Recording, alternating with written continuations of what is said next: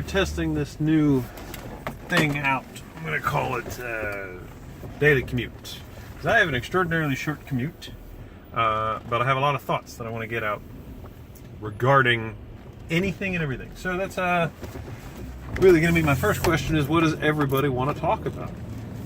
So my first thought was this video that I saw on Facebook yesterday.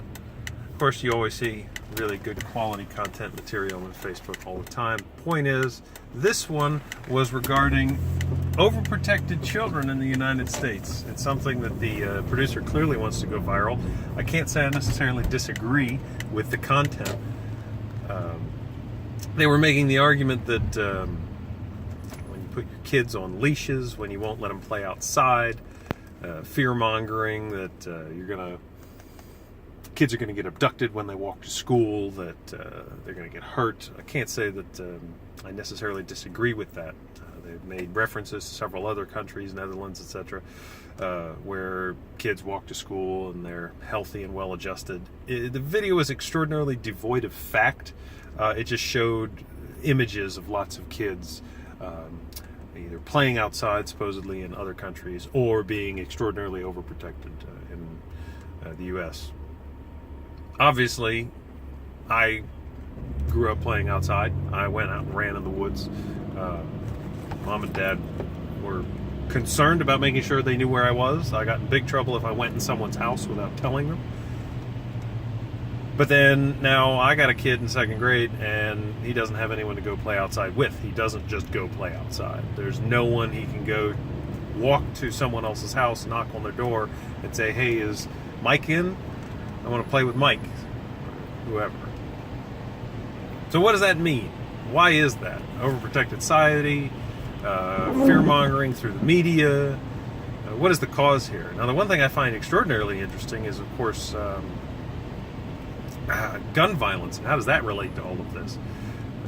You're worried about kids getting hurt, but now you're saying that other countries, kids just go out. I'm not sure. How does that all add up? Is there a correlation? Does it just necessarily mean that we're more scared because there is more gun violence? Interesting thought. I'll have to do more research into that. It's a pretty dreary, rainy day as we get into holiday season. It's going to start getting even colder, and we may start seeing some snow. Of course, around this time of year, everybody always says, boy, it's so dark. It's like, weren't you paying attention last year on November 28th when it got really dark? I don't want to be that guy. Actually, that's not true. I do want to be that guy. I want to be the guy who says, come on, weren't you paying attention? But that's not good for society or my family or my career, so I actively choose not to be that guy. But for serious, why are you surprised that it's Thanksgiving already? That it's Christmas right around the corner? It's the same time every bloody year. It's not sneaking up on you. It's not a surprise. And I had a theory about why that is. It's not that we're surprised that the holidays are already here. It's that we're surprised at how quickly it seemed that we got here. And I know that seems like a distinction without a difference, so let me delve in a little bit more. It's almost as if we're surprised at how little we did between January 1st and November 1st or December 1st. I think if you were to go through and accomplish a ton of stuff during that year, that you would probably say, holy cow, that's been a heck of a year. But then there's more to it than that. It's also that if you're 50, that this 1 year has taken up approximately 2% of your entire lifespan. But when you're 10, that 1 year is 10% of your lifespan. So it's 5 times as much of your life that you had to go through in order to get to the holiday season. And that's why, as a kid, and in addition to that, we're much, much busier as we get older. I remember being a kid and absolutely dying of boredom the week before Christmas. I didn't have school to go to. I didn't have a job to do. I didn't really have friends that I would go and do active pursuits with.